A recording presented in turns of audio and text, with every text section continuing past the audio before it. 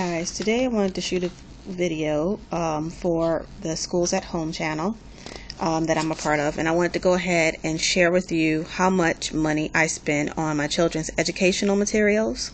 Since we are homeschoolers full-time, I'm going to start with how much we spend per year on curriculum, and then I'll get into kind of like how I budget for like the odds and ends, for other things like games and puzzles and decorations and stuff like that, which I look at that separate. And I'm actually, if I look at how much I've accumulated over a course of a year, I probably have gone over the budget that I thought I had. But let's just start with the books. I have currently 2 children that are of school age, and then I have my preschooler. For my preschooler, she's lucky that I'm able to pass down all of the materials that I have for the older 2, so she's inheriting her school stuff, so I don't have to buy brand new for her. My middle child, my son, he's 5.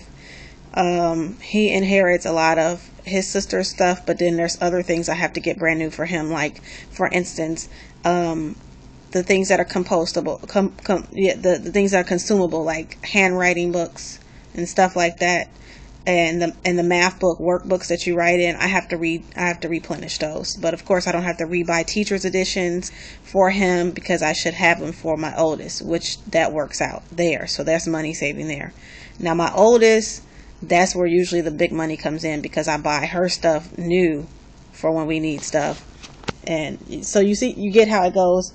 When you have multiple children, you can save money by passing the materials down. So my first money saving tip would be to look for, with curriculum that doesn't have that many consumable parts to it. I mean, parts that you have to write in, and try to go for things that maybe they have, a separate workbook or something that you use to write in, or that you write in notebook paper, line paper.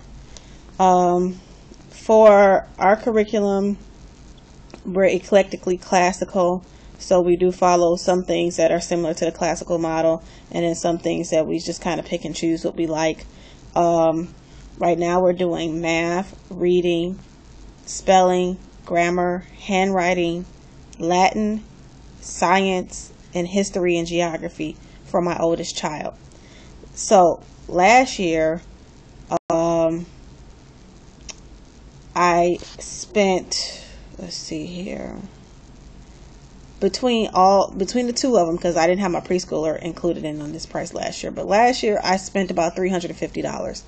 I only spent $350 because I did not have a large budget to buy school materials, so I had to fit and make that work. One good thing about classical education is, since you're following basically a format that's like laid out, at this age you teach this, at this age you include that, and you use a lot of first source materials and stuff like that, I was able to use the public library to supplement, and I was also able to use a lot of free resources online to supplement, and that's because our budget was so tight.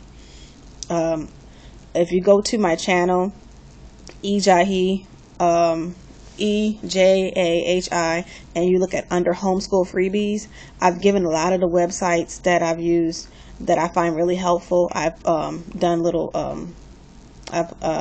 video on those so that you can check those out. I'll put a link in the description box to those as well, to those videos, so that you can see some of the freebies that we use. Homeschooling can cost as much as you want it to, or as little as you want it to. Or in my case, I've had years where we've had a large budget and years where we have almost no budget. So like last year was one of those almost no budget years. So we didn't spend that much. Doesn't mean that my kids didn't get a high quality education or anything like that. What I noticed though is that when you spend less, it creates more legwork for you as the parent, as the teacher, to gather your resources together, because the more money that you spend on curriculum, the more likely it is that your lesson plans are going to be included. all the books and materials are going to be included, and you don't have to gather them separately or in pieces. So when you hear somebody say, I spent $1,200 on homeschooling, that's probably because they bought what's considered a box curriculum, which is like, okay, that child is in second grade, so they bought all second grade material from the same company, and they just sent them a box with second grade in it. Here's second grade science, second grade math, second grade history, everything, and all of this stuff is included. That's how you can spend $1,200 on homeschooling. That's not the way that we homeschool, although I don't think anything is wrong with that, but like I said, I don't have that particular budget for our schooling, and I don't feel like it's necessary to have to spend that much. But if you have it, like I said, that's, there's some wonderful curriculums out there that if I had the money, I would invest in. One of those being Sunlight curriculum, which could be between $800 and $900 a year, but it's completely literature based. It's hands-on. It's you can select and pick and choose different things in the language art package to kind of customize it, and they also give different options for the math. I really like the way Sunlight is set up, and they have a huge binder with all your lesson plans, your maps, your handouts, all of that stuff ready to go, so that when you get ready to do school, you just open the book and say, bam, here we are, day 1, lesson 1. That would be ideal. But that's, like I said, that's not where we're at. So what I'm doing is I have to be the Sunlight. I have to be the company. I have to be the curriculum person myself. And I have to write the lesson plans out by hand. I have to gather my materials. I have to write my book list. I have to figure out what it is that I need to be teaching and what we need to do. So that's one of the ways that I keep it straight. Like this year, okay, so like I said, last year I spent $350. This year I'm working with a little bit more. I have a $500 budget. Woohoo! Way to go, right?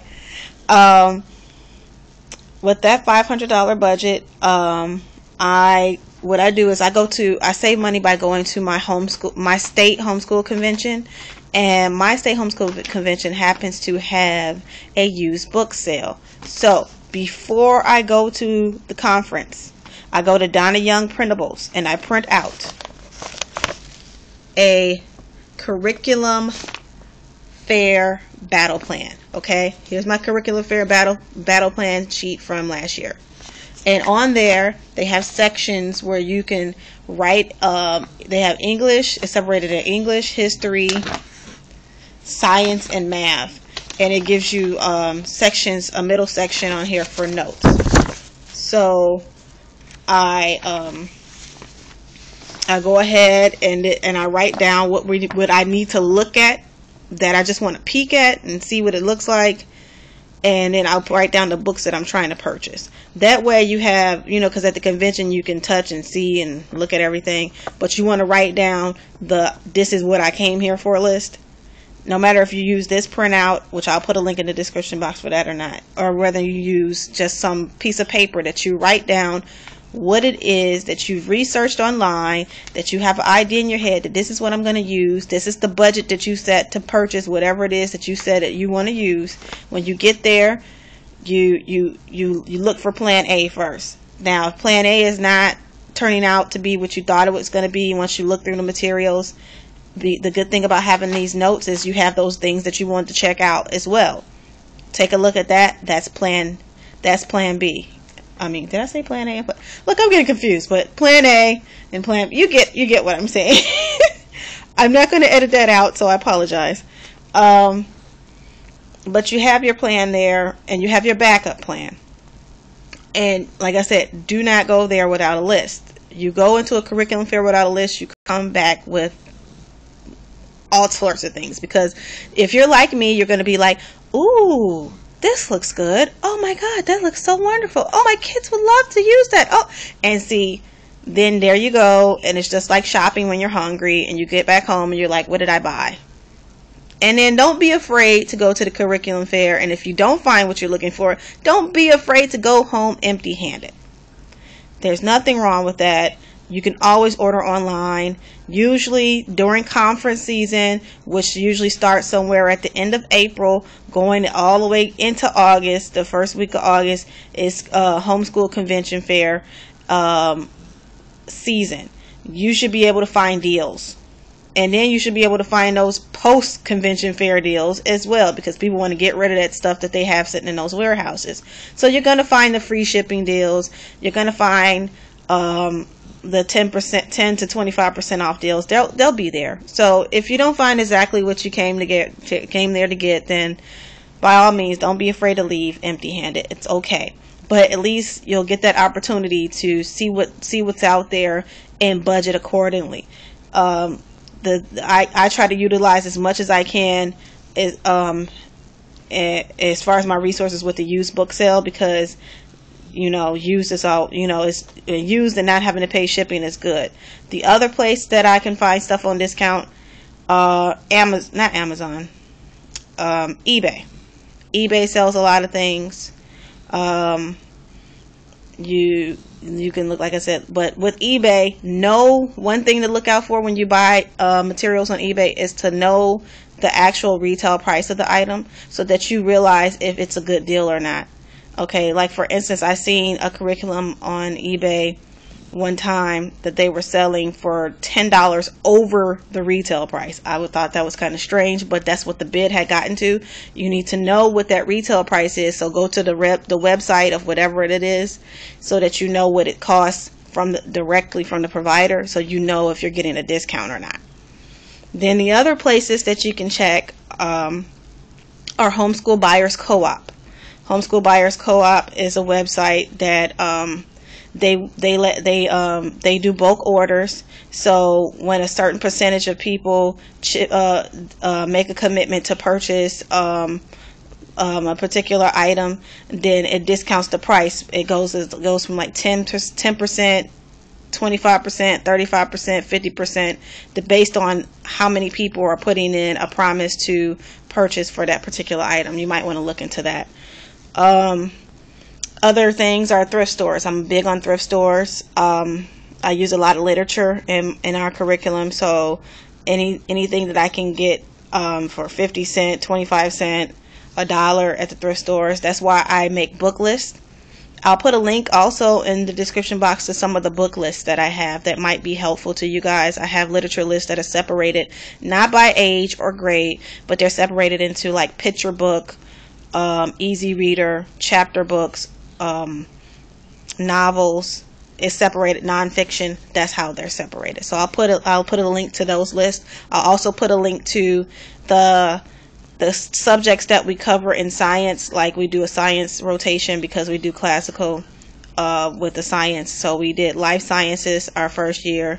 This year we're doing earth science and astronomy. Next year will be chemistry, and the following year will be physics. And I've already written down a list of topics to be covered within that year. So if you're using the library, you use this list and you'll know that you've covered everything that, as far as topics for astronomy, everything that you needed to cover for earth science, everything that you needed to cover for life science, because you have a list of what you want to cover for that year. So whatever it is that you're trying to do, I just recommend that you have take notes and make lists and make copies of those lists of what it is you're trying to do. That helps you save money on curriculum, to have those master lists available, and pull those things out when you're doing your planning.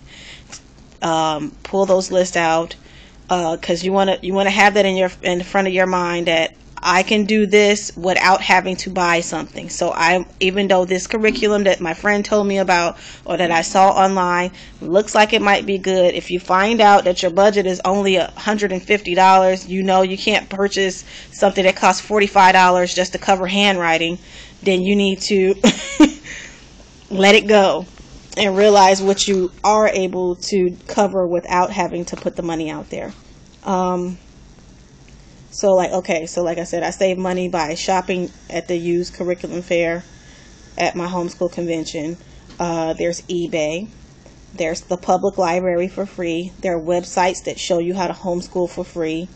You can type in homeschooling for free and lots will pop up. There's the videos that I did on some of those resources for free. And there's a lot more out there.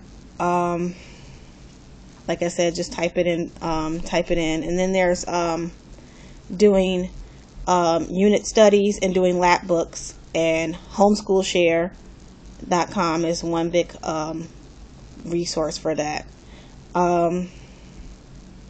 thrift store shopping. So like I said, my budget and how much I spend on curriculum this coming year, I have a budget of $500, and that's for my books and my science materials. Now I'm going to go ahead, and I think I might come back with another video to explain how much I probably spend on extras.